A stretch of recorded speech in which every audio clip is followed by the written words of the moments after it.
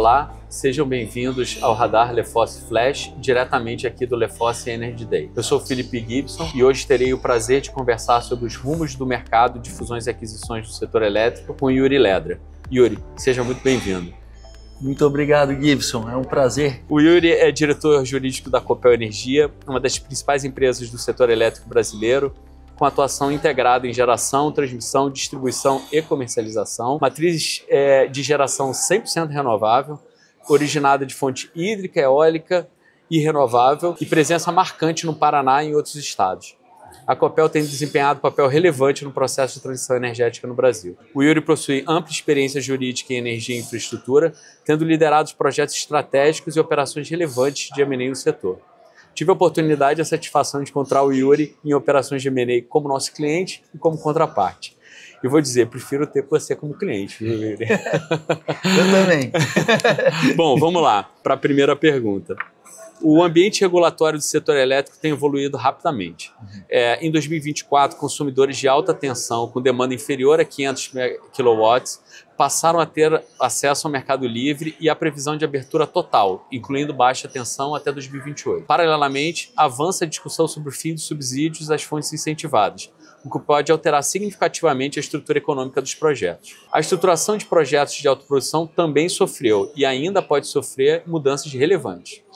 Na sua visão, Yuri, quais dessas mudanças têm trazido maior impacto para estratégias de M&A da Copel e do setor como um todo? E como elas têm sido consideradas na estruturação jurídica e contratual das transações? Muito obrigado, Gibson. Uma pergunta bem pertinente para o momento que a gente vive. A gente ainda tem aí algumas incertezas, se a MP vai ser renovada, se ela vai ficar de pé, se ela vai se transformar em lei. Na minha visão, todos esses três pontos são extremamente relevantes para o impacto no M&A. A gente viu uma corrida muito grande, principalmente para a questão de autoprodução, quando foi publicada a MP, porque ela disse que a autoprodução poderia sofrer alterações substanciais na sua forma, teria que ter mais de 30%, por exemplo, de participação na autoprodução por equiparação e iriam preservar apenas os projetos que já estariam contratados. Então isso gerou uma corrida muito grande no mercado e eu acho que outro fenômeno que a gente viu com o fim dos subsídios, que eu não atribuo só ao fim dos subsídios, mas foi o declínio realmente de operações de M&A para direitos fundiários, para eólica e solar. Então, eu acho que se a gente olhasse 5 anos atrás, esse era um dos booms que a gente tinha no setor, de compras de direitos fundiários e outros direitos, principalmente no Nordeste, para a construção de projetos Greenfield. Então, a gente tinha esse M&A para garantir os direitos fundiários. E a gente não vê isso mais. Isso realmente deu uma baixada nas operações. Bom, olhando agora para a Copel ainda não tinha entrado, não tinha na sua estratégia a autoprodução. Tá? Então isso fez talvez com que a Copel segurasse um pouco mais o início dessa estratégia, e a definição exata da estratégia antes de entrar, de olhar a autoprodução, olhar principalmente ativos e M&As que contemplam isso. Eu acho que os ativos que já estão operando, para você fazer uma aquisição de autoprodução, faz muito sentido. O problema são os novos, alguma oportunidade de algo que ainda não está contratado. Com relação a projetos, compra de projetos Greenfield, também, assim como outras empresas do setor, hoje não faz sentido. Não só pela questão do fim dos subsídios, mas também pela ausência de turbinas eólicas, pelo curtailment que a gente deve falar nessa conversa também. Então, esses são um dos grandes problemas. Com relação às questões contratuais, nesse cenário, eu acredito que principalmente se houver alguma compra de alguma empresa muito focada em autoprodução, que tem um portfólio futuro, isso tem que ser muito bem amarrado, porque como a gente ainda não tem a definição da lei, isso tem que ser muito bem amarrado, ou isso tem que, o modelo financeiro tem que refletir talvez uma potencial perda, ou não ganho nesse rumo. Então, acho que eram essas ponderações contratuais que eu teria, principalmente para a autoprodução. Para o fim dos subsídios, principalmente das renováveis, é acelerar o que dá, se a gente tivesse, mas a gente sabe que provavelmente o benefício do fio não vai durar mais tanto tempo. Nos últimos meses, o setor elétrico brasileiro tem registrado recordes de curtailment. Como você falou, é algo que está afetando realmente o setor. Segundo dados do próprio Operador Nacional do Sistema, só no primeiro semestre de 2025, mais de 5 mil gigawatts deixaram de ser gerados por fontes renováveis.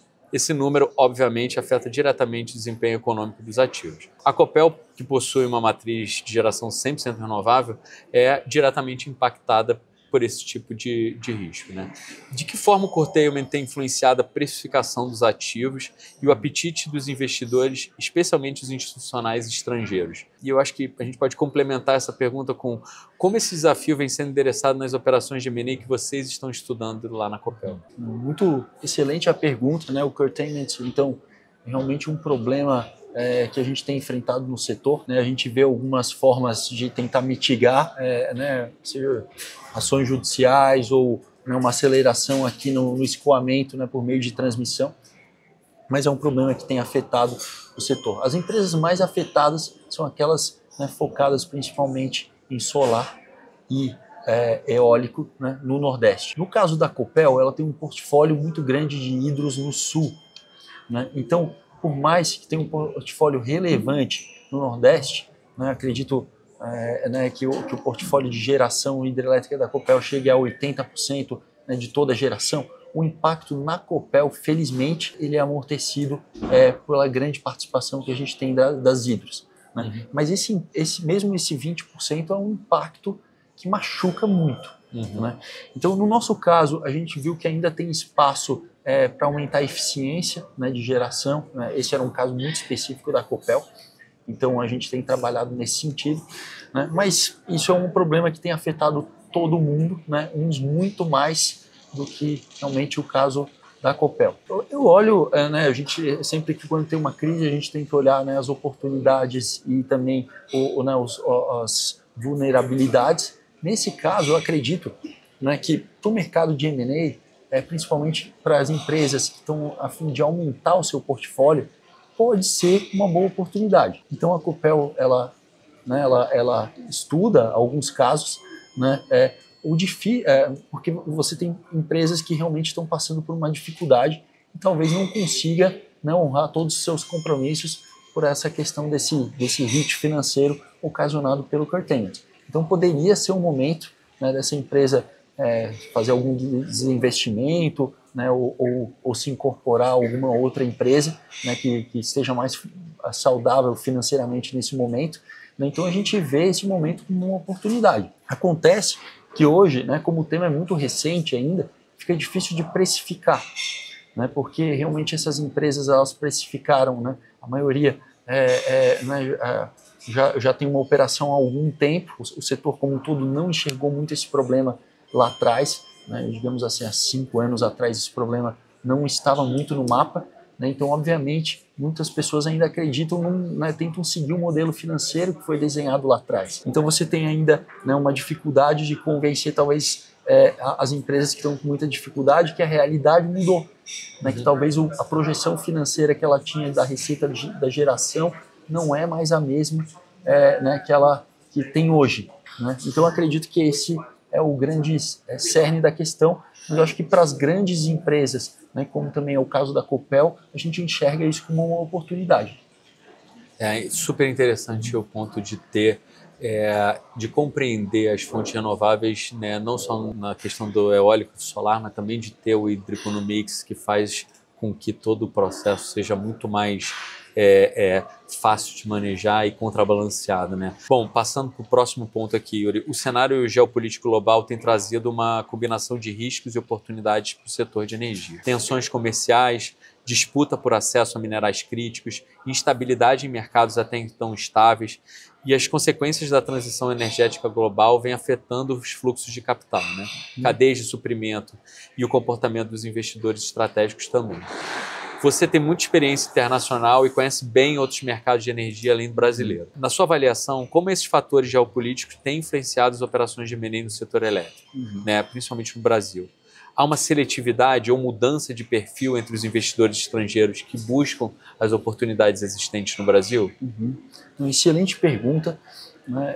Eu acredito que o mundo, principalmente, né, depois da questão de uma crise energética na Europa, né, com a guerra na Ucrânia, ela mudou um pouco o panorama. Né? Então, até aquele momento, né, o mundo estava muito focado em renováveis, né, e realmente tentando diminuir a exposição em térmicas, e a gente vê que a partir daquele momento né, as térmicas não são mais tão vilões como elas eram. Acredito que a carvão ainda, né, tem um passo mais complicado, né, e acho que esse foi principalmente shift internacional que aconteceu desde então. Então, né, eu lembro mais ou menos 2020, 2021, um pouco antes da guerra da Ucrânia, assim, você tinha dificuldade, por exemplo, com termoelétricas de conseguir um financiamento, de ter um banco que financiava. E isso hoje mudou. Né? A gente vê no Brasil um crescimento enorme de térmicas, né, principalmente a gás. A carvão voltaram a dar uma respirada.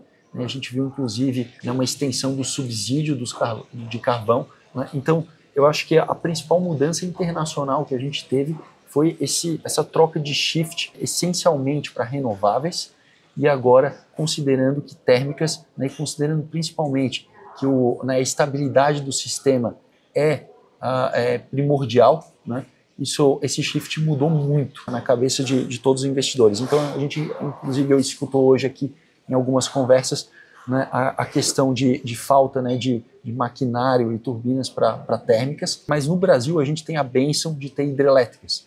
Então, a gente para ter potência, não necessariamente precisamos de térmica, como outros países voltaram a fazer numa escala muito grande. Né?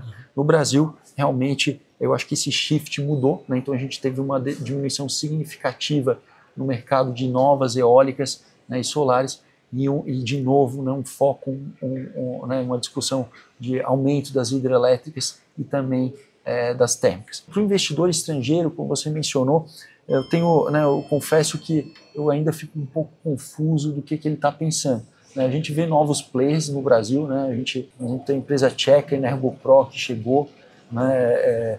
Não tem exatamente a estratégia, mas é um novo player que apareceu, né, investindo em hidro. Né? A gente vê também, né, outros players ainda investindo em transmissão, né, principalmente os colombianos. Agora, né, eu entendo que o apetite pela renovável, eólica e solar, o boom diminuiu um pouco, né, e eu também enxergo, né, um apetite mais internacional pelas hidros brasileiras, mesmo com a indefinição dos leilões de capacidade e tudo isso. Ótimo. É uma boa análise do cenário mesmo. Passando aqui para a última pergunta, para a gente finalizar a nossa conversa, né? O setor elétrico brasileiro e internacional vive um momento de transformação profunda, né? Com digitalização, descentralização da geração, expectativa de aumento de demanda, além de toda a discussão sobre a necessária transição energética, né? Diante desse cenário dinâmico, quais são as expectativas para o mercado de M&A em 2026? Você acredita que o setor está caminhando para um novo ciclo de consolidação, com foco em eficiência e diversificação, ou devemos ver uma abordagem mais seletiva, conservadora por parte dos investidores? Eu acredito nesse momento, né, até porque o Brasil vem tendo alguma instabilidade econômica e política, eu acredito num cenário mais conservador esse ano.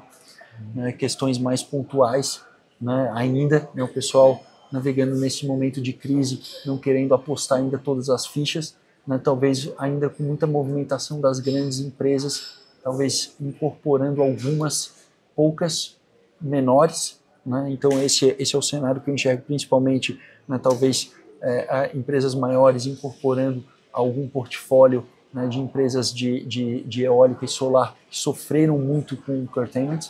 Né, então eu vejo uma dessas hipóteses. Né, ainda vejo, né, a gente teve o caso aqui recente da Aliança, né, que foi da CEMIG com a Vale. Né, então acho que foi uma operação, né, bem dinâmica, onde o grupo do GIP, né, que é o mesmo grupo dono da Atlas, né, então saiu realmente de um portfólio totalmente de solar, né, e investiu em hidrelétricas, né, então mostrando um pouco esse alinhamento, né, com a questão de mostrar capacidade para o mercado, né, de botar potência na rede. Então acredito que vai ser um ano mais conservador, tá?